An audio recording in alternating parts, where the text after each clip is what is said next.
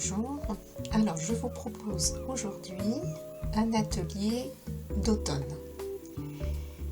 L'automne, c'est la saison où la nature commence à s'endormir pour laisser place à l'hiver. Donc, c'est une période de transition. Le soleil est toujours présent, mais son intensité diminue peu à peu. C'est une saison propice à l'introspection. Il faut préparer l'hiver en travaillant sur son système pulmonaire, calmer son stress et son système immunitaire avant l'arrivée du froid. Donc l'automne correspond à la saison de nettoyage en naturopathie. Donc, en niveau de l'alimentation, on va privilégier des nutriments pour renforcer le système respiratoire. Alors il va y avoir la vitamine A et les caroténoïdes qui vont renforcer ta résistance à l'infection, cicatriser les lésions des muqueuses respiratoires. La vitamine B5, ça te permettra de soutenir l'immunité contre les infections.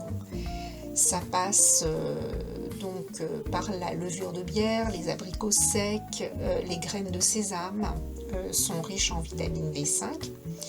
La vitamine C évidemment, pour prévenir les bronchites, protéger contre l'asthme des forts et renforcer donc l'étanchéité de tes muqueuses, de tes voies respiratoires. Alors la vitamine C, on en trouve dans le thym, la cérola, les brocolis et puis évidemment le magnésium. J'en parle souvent du magnésium parce que c'est véritablement un apport très important pour soulager notamment la congestion et l'étouffement asthmatique et faciliter aussi l'expulsion du mucus. On parle surtout de bisglycinate de magnésium. On en trouve dans les graines de courge, le chocolat, les légumineuses.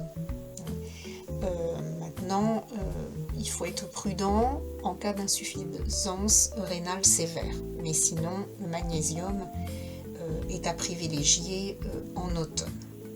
Alors, il faut savoir qu'en automne, la luminosité diminue. Et c'est souvent, donc à cette période de l'année, que le moral il commence à chuter.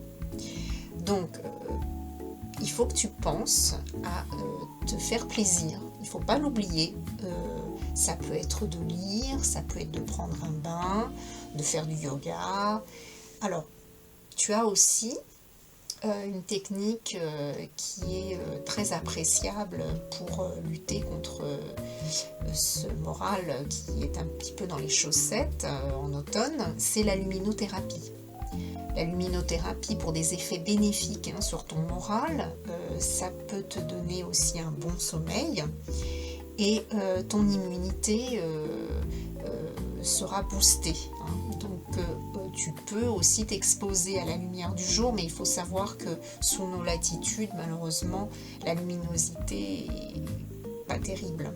Donc faire appel à des séances de luminothérapie dans ces cas-là, en cas de morale un petit peu en berne, c'est bien de le faire si tu en as la possibilité. Les activités physiques aussi sont importantes à ne pas oublier, surtout avec des exercices de respiration. Tu peux faire de la course à pied, de la natation, si possible dans la nature. En aromathérapie, qu'est-ce que l'on peut dire pour l'automne? Alors moi, je suis pour l'huile essentielle de menthe poivrée par exemple, qui est tonifiante et revigorante. Tu déposes une goutte directement dans ta bouche pour un coup de fouet immédiat. Tu peux l'utiliser également sur les tempes en cas de maux de tête. Moi, c'est une huile que j'ai en permanence. L'huile essentielle d'épinette noire aussi est excellente pour les coups de pompe. Tu peux la respirer directement au flacon le matin pendant quelques secondes ou au niveau de tes surrénales qui sont des glandes que l'on a juste au-dessus des reins. Donc tu mets quelques gouttes au-dessus des reins et tu te masses en mouvement circulaire. Le matin, ça donne un coup de fouet. Moi personnellement, je trouve ça particulièrement efficace.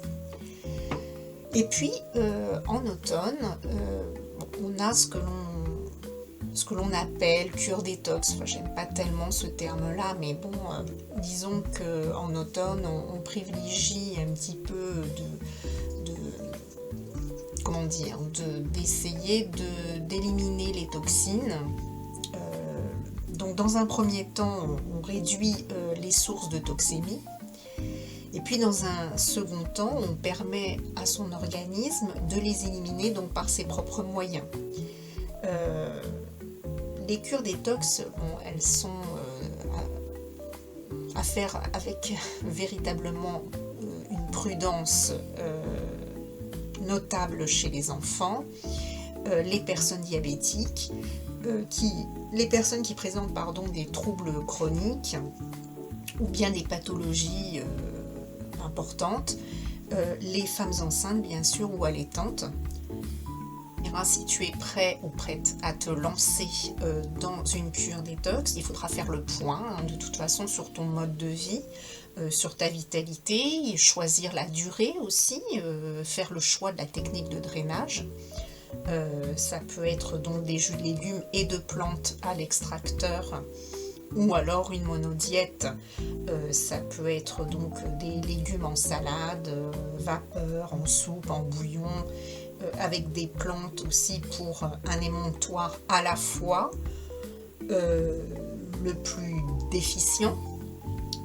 Donc les émontoires, je rappelle, ce sont les portes de sortie des toxines. Donc on a la peau, les poumons, le foie, les reins, les intestins et chez les femmes le vagin. Donc c'est très important de se faire accompagner si on veut faire une cure de détox.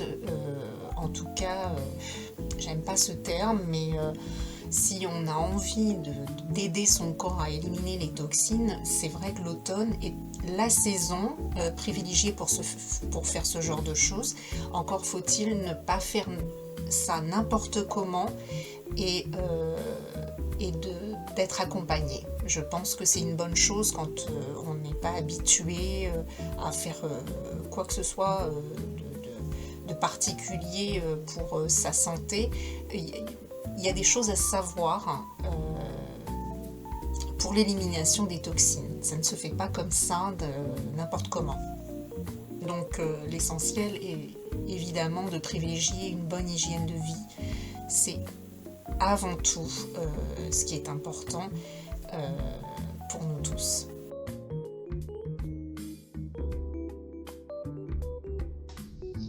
Alors le triphala, c'est un remède composé de 3 plantes douces qui constitue l'un des meilleurs remèdes à long terme pour la constipation. Ce n'est pas à véritablement parler un laxatif, mais c'est un remède du foie et du yin pour humidifier le côlon et restaurer le transit. Donc c'est une plante que l'on utilise en Ayurveda qui est particulièrement bénéfique en automne.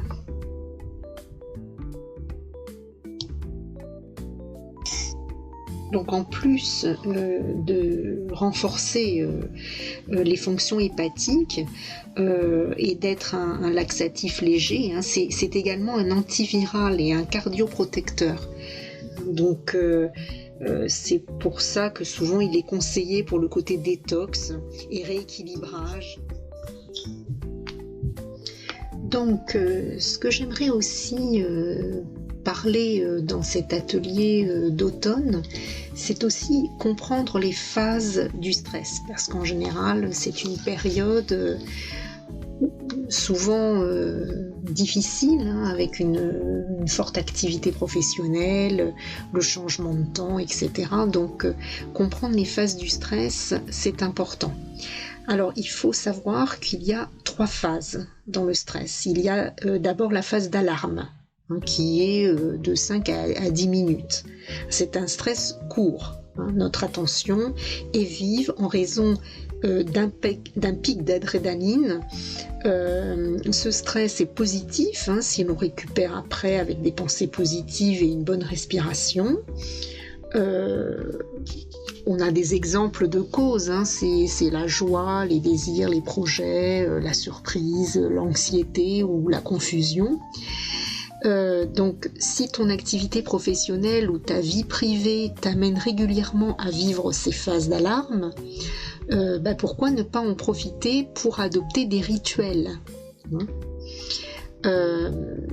Maintenant, la deuxième phase, c'est ce qu'on appelle la phase de résistance. C'est à partir de 6 mois et jusqu'à 5 ans.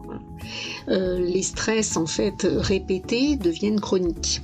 Donc le corps compense en adaptant les libérations d'hormones telles que le cortisol ou la sérotonine, ce qui s'associe fréquemment à l'apparition de rhumatisme et de diverses maladies, même chez des individus sans antécédents spécifiques. Donc les exemples de causes, c'est le cadre du travail qui peut être stressant, ça peut être un déséquilibre familial, un surmenage ou une sensation de pression sociale. Donc tu as besoin d'une pause d'au moins 2 à 3 mois loin de la source qui t'a occasionné ce stress. Ce recul, il est nécessaire pour offrir à ton corps un temps de récupération salvateur et par la suite, il faudra impérativement organiser ton quotidien pour y intégrer plus de pauses et de sérénité pour toi. Et puis vient ensuite la phase, ce que l'on appelle d'épuisement, qui est depuis au moins 4 ans ou encore après un événement traumatique. Donc là, il s'agit d'un stress profond. Ton organisme est dépassé, la soupape de sécurité explose et des troubles chroniques importants peuvent apparaître à long terme. Donc les taux excessifs d'adrénaline et de cortisol entraînent des symptômes bien sûr plus importants. Les exemples de causes, ça peut être dû à un harcèlement, une dépression, un burn-out ou un traumatisme. Donc là, tu as besoin évidemment d'être aidé et soutenu dans cette période. Donc il est important de te ménager. La priorité, ça doit être toi, hein, et toi seul. Et une thérapie cognitive ainsi que l'hypnose peuvent aussi t'apporter une grande aide. Donc pour éviter d'en arriver là, il est important donc de bien gérer son stress, en tout cas d'éviter à ce que le stress s'installe. Hein, on a tous des pics de stress et c'est tout à fait normal, mais ce qu'il faut, c'est arriver à les gérer, à mieux les contrôler et surtout que ça ne devienne pas chronique, hein, que ça ne devienne pas permanent. Voilà, donc ça c'est très important. Donc ça passe par trouver une routine matinale, une routine pour le soir, s'octroyer différentes pauses dans la journée, ce genre de choses. Ce qui est important pour nous tous. Voilà, donc j'espère que cet atelier sur l'automne t'aura donné envie, pourquoi pas, de consulter ton naturopathe pour avoir plus de précision là-dessus et puis que ce soit un accompagnement personnalisé pour toi. Et je te dis à bientôt pour un autre atelier d'une autre saison, pourquoi pas. À bientôt.